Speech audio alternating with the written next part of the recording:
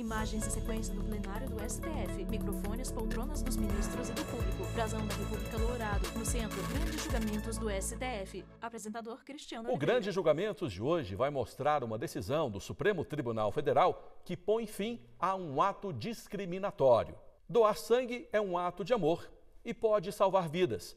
Mas você sabia que até recentemente homossexuais podiam ser impedidos desta ação? Normas da Agência Nacional de Vigilância Sanitária, Anvisa, e do Ministério da Saúde restringiam, por até 12 meses, a doação por parte de homens que tivessem tido relações sexuais com outros homens há menos de um ano. O impedimento estava expresso tanto na Resolução número 34 de 2014 da Anvisa, quanto na Portaria 158 de 2016 do Ministério da Saúde. O questionamento sobre a validade dessas normas chegou ao STF por meio da ação direta de inconstitucionalidade 5543 do Partido Socialista Brasileiro, PSB. O julgamento começou em 19 de outubro de 2017. Mas, na verdade, o debate travado aqui na Suprema Corte foi motivado por uma história que aconteceu em 2012. Um estudante de direito foi com o namorado a um hemocentro para doar sangue, mas os dois foram dispensados. A enfermeira, na entrevista, falou que eu não Júnior poderia Reis, doar advogado. por conta desse relacionamento, mesmo que a gente estivesse junto há mais de um ano e fizesse uso de preservativo. E aí eu questionei o porquê, e ela explicou que tinham normas que impediam. E até então eu não sabia, saí de lá bem confuso. E como eu estava no começo da faculdade de Direito, eu saí de lá e fui pesquisar sobre o tema. Acabei descobrindo que existiam essas duas normas, né, tanto da Anvisa quanto do Ministério da Saúde, que proibiam homens homossexuais e bissexuais de doarem sangue. E com certeza foi um dos dias em que eu, como homem homossexual, mais me senti discriminado, né? Foi com certeza um dos eventos mais traumáticos na minha história pessoal. Conversando com colegas lá no Núcleo de Prática Jurídica, eu acabei conhecendo a Marina Antunes, que ela ficou sabendo sobre o meu tema, achou bem interessante e acabou levando para casa, né, para o companheiro dela, o Matheus Pimenta. Eles conversaram sobre isso e como ele era advogado do PSB, ele acabou topando, se solidarizando com a causa e aí acabou articulando essa ação. Coube ao ministro Edson Fachin relatar a ação que questionava a constitucionalidade dos dispositivos que impediam a doação de sangue por homossexuais. Segundo o requerente, os Edson atos Fachin, que ministro do veiculam os STF. dispositivos impugnados Outubro de trazem 2017. inúmeras normas autônomas a serem observadas nos procedimentos hemoterápicos em toda a Federação Brasileira, bem como criam embaraços genéricos e abstratos para a doação legal de homossexuais sem qualquer fundamento para tanto.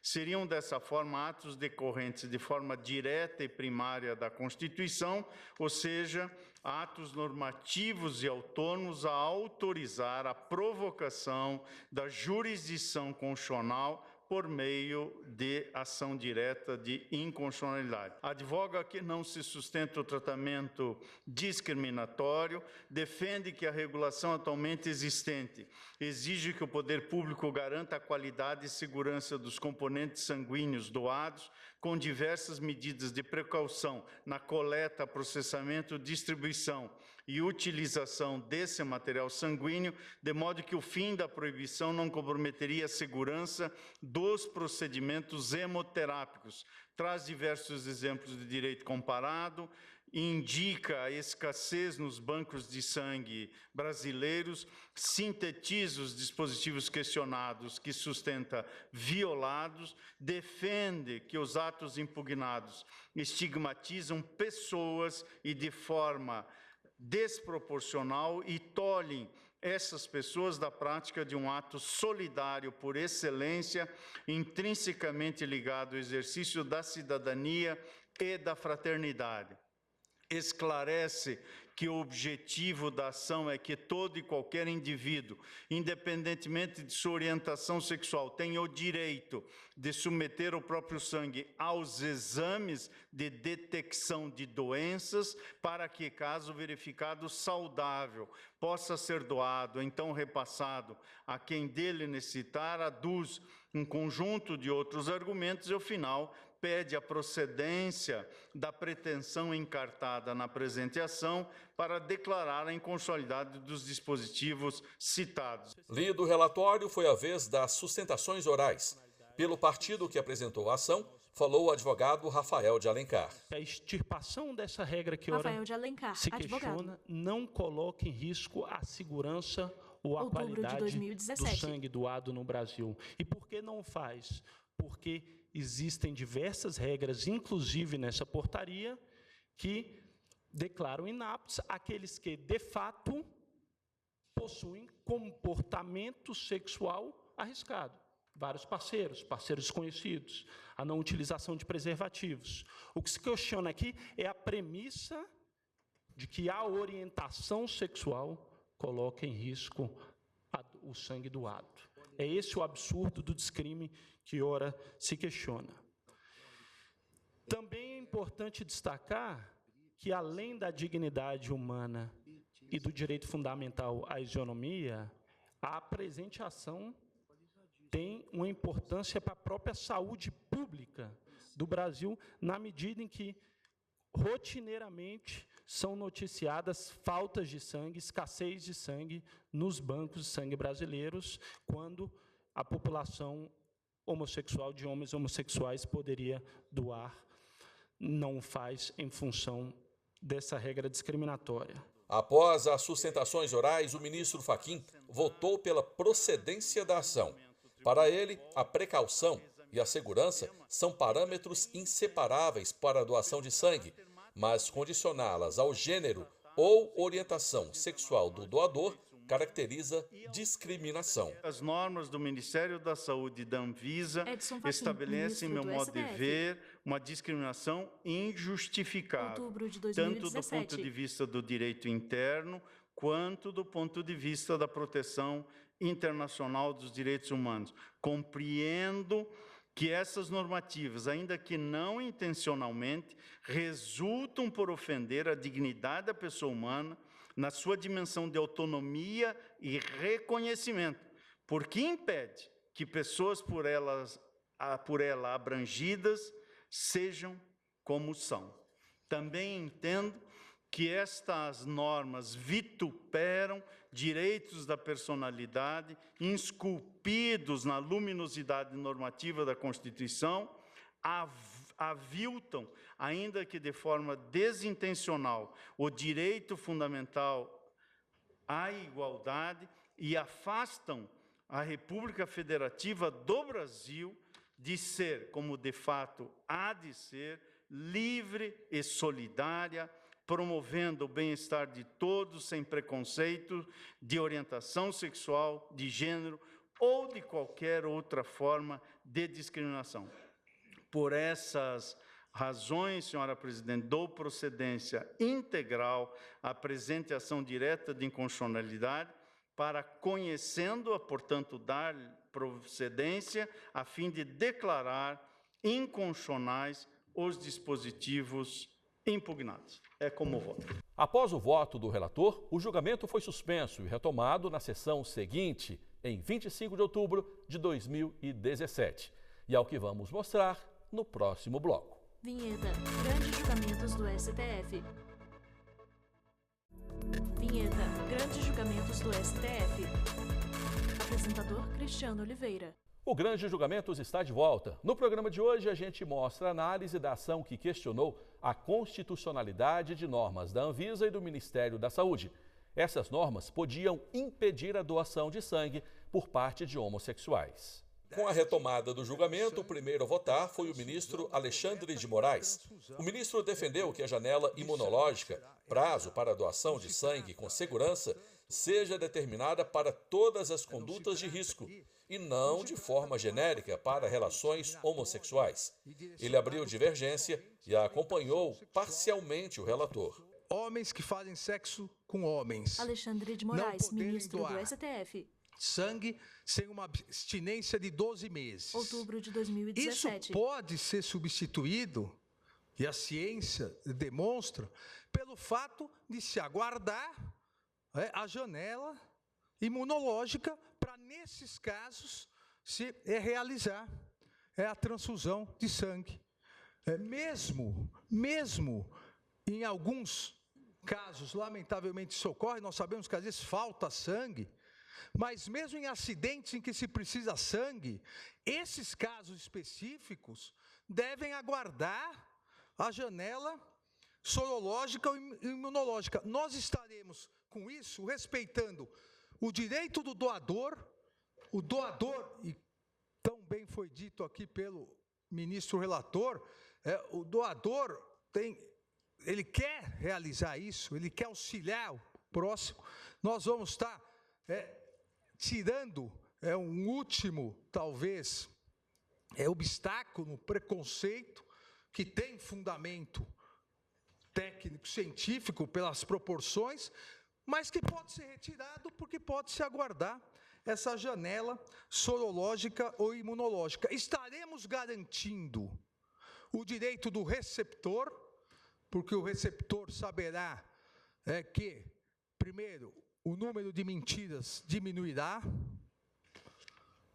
e, nesses casos, os exames foram feitos após a janela imunológica, é uma tranquilidade muito maior ao direito do receptor, e estaremos também dando embasamento aos profissionais que atuam na área para que não possam ser responsabilizados. Aqui eu dou uma interpretação conforme no sentido de que eu retiro o prazo do inciso 30 de 12 meses, ou seja, a legislação vigente vai estabelecer os requisitos, é possível a doação dos indivíduos do sexo masculino que tiveram relações sexuais com outros indivíduos do mesmo sexo e ou parceiras desses,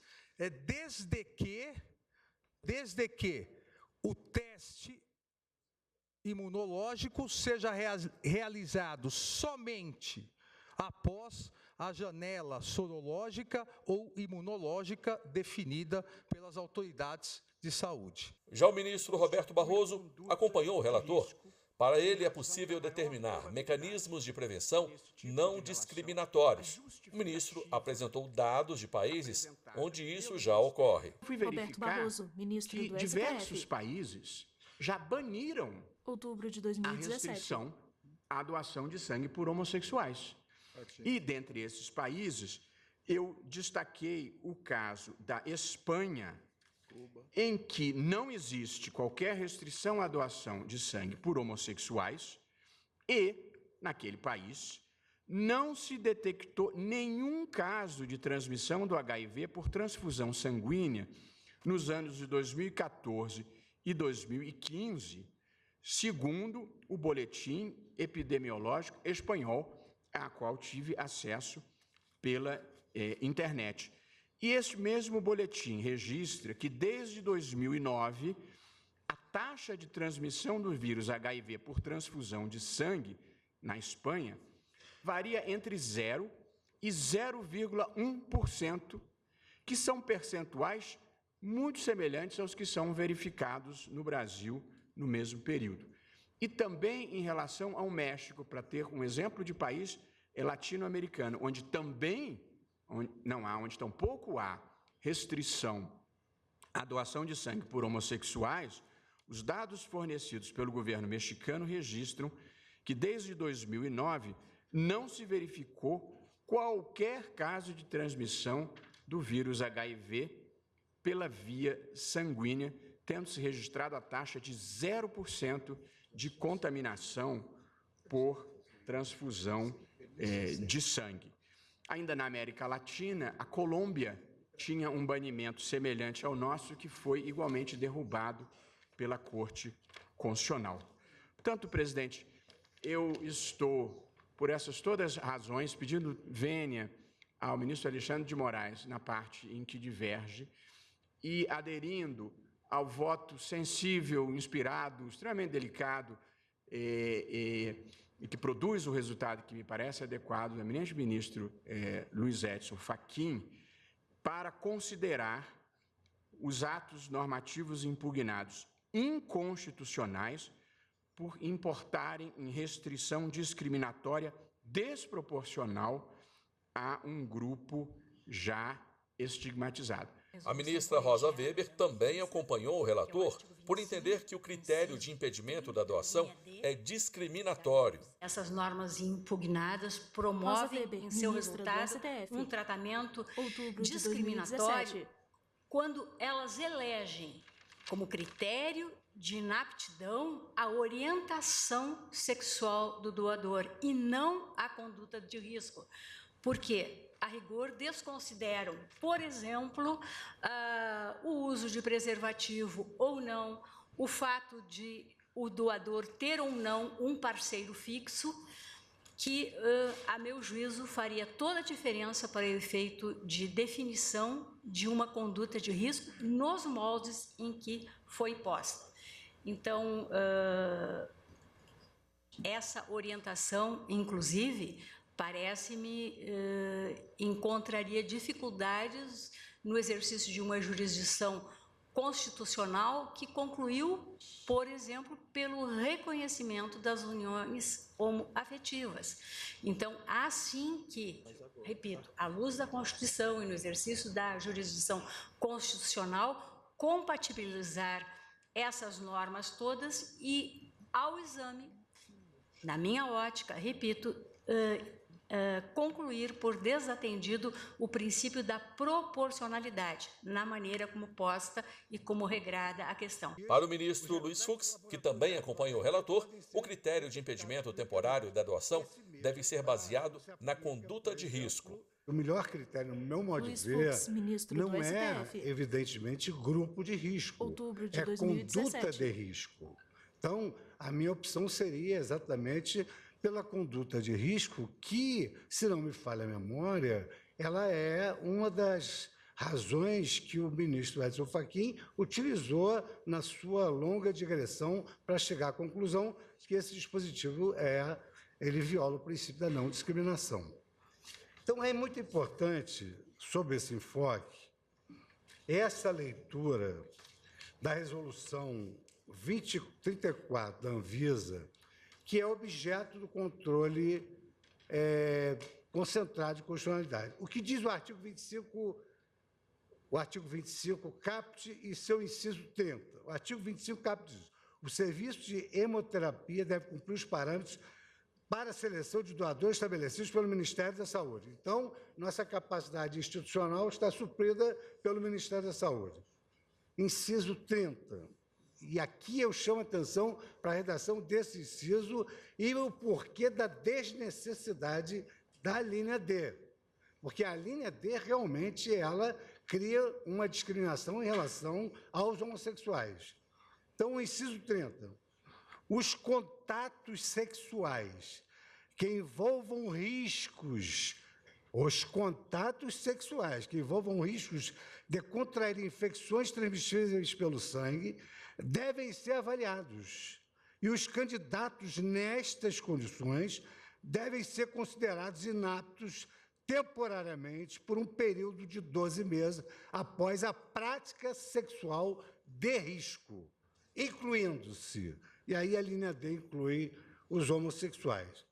Então, eu observo que, efetivamente, ao invés de o legislador secundário ter eleito a conduta de risco, ele elegeu um grupo de risco à luz da sua orientação sexual, que muito bem destacou a ministra Rosa, já foi, digamos assim, um critério conjurado pela Corte em várias e várias soluções judiciais que aqui nós adotamos. O ministro Ricardo Lewandowski sugeriu a definição da janela imunológica por parte das autoridades sanitárias para pessoas com conduta de risco. Nós temos, de um lado, a questão da saúde pública, Ricardo a proteção, ministro do enfim, STF. de todos aqueles que vão receber sangue, outubro de 2017. que são muitos e cada vez em número crescente, E, de outro lado, nós temos, claro, o postulado da dignidade humana, o princípio da não discriminação, e nós temos a obrigação de encontrarmos aqui um meio termo entre esses interesses igualmente válidos. Quer dizer, simplesmente afirmar que essa expressão que se contém na linha B é uma expressão discriminatória e deve ser expungida da portaria e da resolução, não resolve o problema da saúde pública. Quer dizer, e de outro lado, eu penso que é temerário e nós não temos a capacidade institucional, como disse o eminente ministro Luiz Fux, de definirmos qual é o prazo dessa janela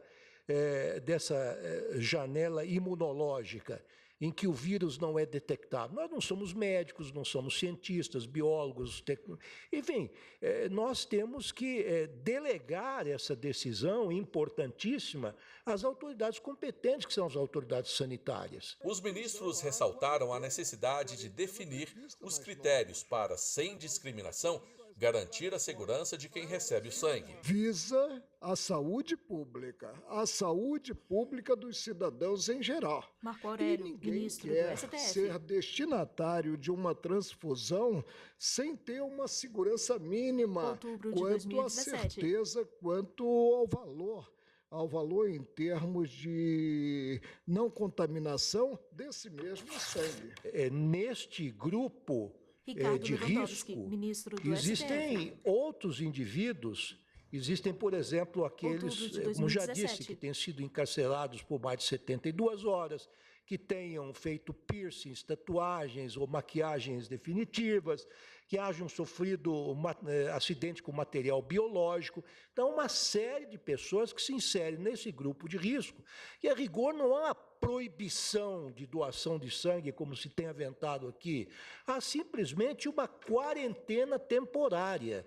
E, aliás, esses dois atos normativos, eles chamam esta janela de inaptidão. Inaptidão é o termo técnico, uma inaptidão temporária. Ninguém está proibindo ninguém. Quer dizer, se alguém entrou nesse grupo de risco, ele ficará impedido por um certo tempo de doar sangue. A questão Alexandre de Moraes, ministro do STF, outubro de 2017. Deixando para a parte médica estabelecer a janela para os grupos de risco ou as condutas de risco, não só a conduta de risco de homem contra homem, mas também, por exemplo, e cito aqui, uma outra, quem foi vítima de um estupro. Pois é. A janela é a mesma. Hoje, quem foi vítima do estupro, só daqui 12 meses pode doar sangue.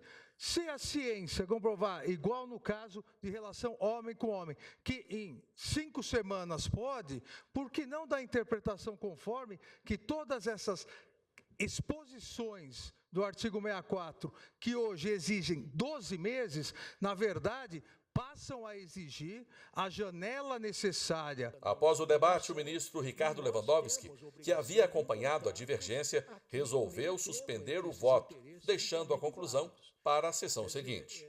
E é o que você vai ver no próximo bloco. O Grande Julgamentos volta já. Vinheta, Grandes Julgamentos do STF. Vinheta, Grandes Julgamentos do STF. Apresentador Cristiano Oliveira.